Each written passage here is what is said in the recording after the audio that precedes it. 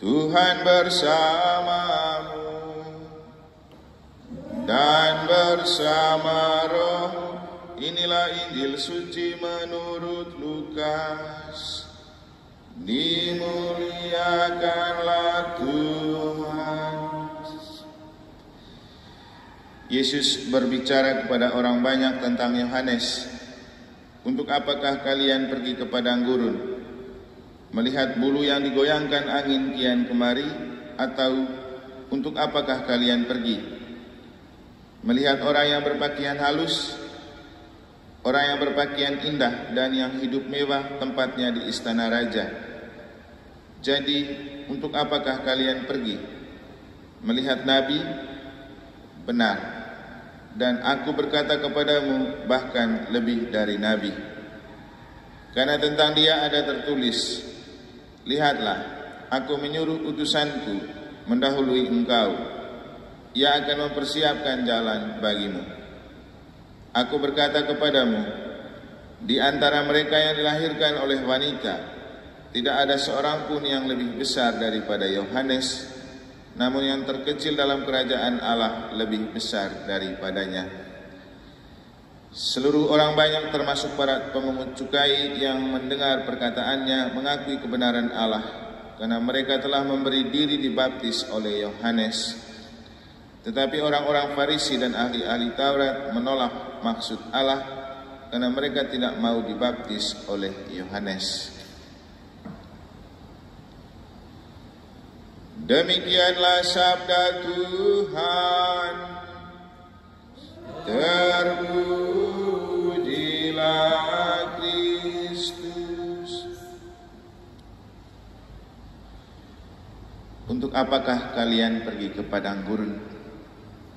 Para suster dan saudara-saudari terkasih, ini pertanyaan yang juga perlu kita ungkapkan untuk kita. Untuk apa kita dibaptis? Untuk apa menjadi pengikut Yesus? Kalau sudah mendengar atau yang ikut pendalaman AAP beberapa minggu lalu, di pertemuan yang ketiga bertemakan kasih adalah dasar dari moderasi beragama. Di situ saya pernah mengatakan bahwa untuk saya pribadi, kenapa saya memilih Yesus menjadi penyelamat? Kenapa saya tidak percaya kepada nabi yang lain? Jawabannya, karena Yesus mengajarkan cinta kasih universal.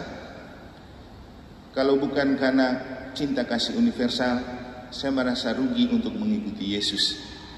Karena justru disitulah nilai plus yang lebih dari nabi-nabi lain yang pernah datang.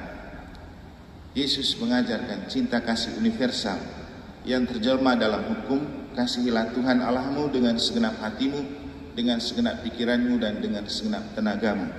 Dan yang kedua, kasihilah orang lain seperti dirimu sendiri. Itulah yang membuat saya pribadi senang dan bangga memilih Yesus menjadi perantara kepada Allah. Ketika kita bicara tentang cinta kasih universal, maka itu sesuatu yang tak dapat diberikan oleh dunia.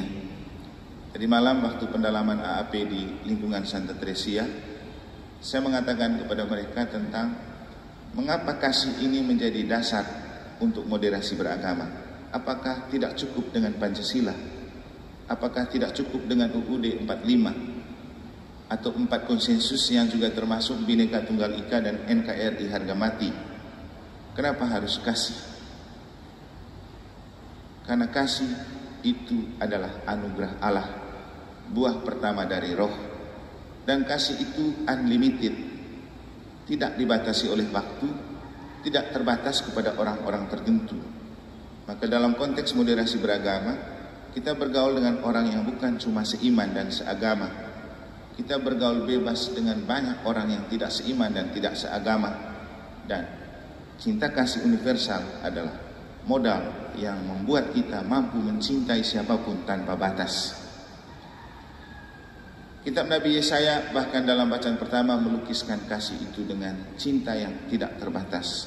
Bahkan Tuhan dianggap sebagai mempelai, suami yang baru. Kenapa Tuhan menempatkan diri sebagai suami yang baru? Karena memang yang paling tepat untuk menjaga dan memelihara cinta kasih abadi cumalah Tuhan. Orang yang hidup bersuami istri, cintanya juga terbatas. Kalau sudah mati, sudah terpisah. Atau bahkan dalam kenyataan, cinta kasih suami istri itu dibatasi. Karena sangat tergantung, bisa jadi di zaman sekarang sangat tergantung pada kamu punya apa. Kalau masih punya sesuatu, dicintai. Kalau sudah kehabisan sesuatu, tidak dicintai. Yang dilukiskan dalam bahasa, mencintai karena ada apanya, bukan karena apa adanya.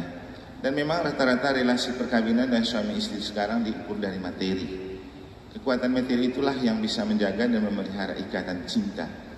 Tapi kalau sudah materi tidak kuat lagi, itu juga sangat mudah menggoncangkan cinta. Tapi ketika Tuhan menempatkan diri sebagai suami untuk para istri, suami yang baru, kita tentu tidak membatasi definisi cinta pada relasi seksual. Karena jauh lebih dari itu, kasih itu tentang apa yang dilukiskan oleh Santo Paulus.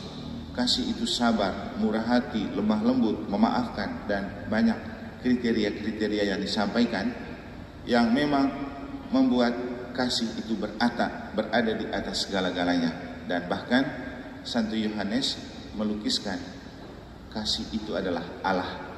Allah adalah kasih. Nah, inilah hal yang membuat kita mau mengikuti Yesus. Dan ini menjadi sebuah kesadaran baru yang sebenarnya sudah lama kita sadari. Ketika memilih untuk menjadi Katolik atau pengikut Kristus, kita harus pastikan untuk apa kita memilih Yesus.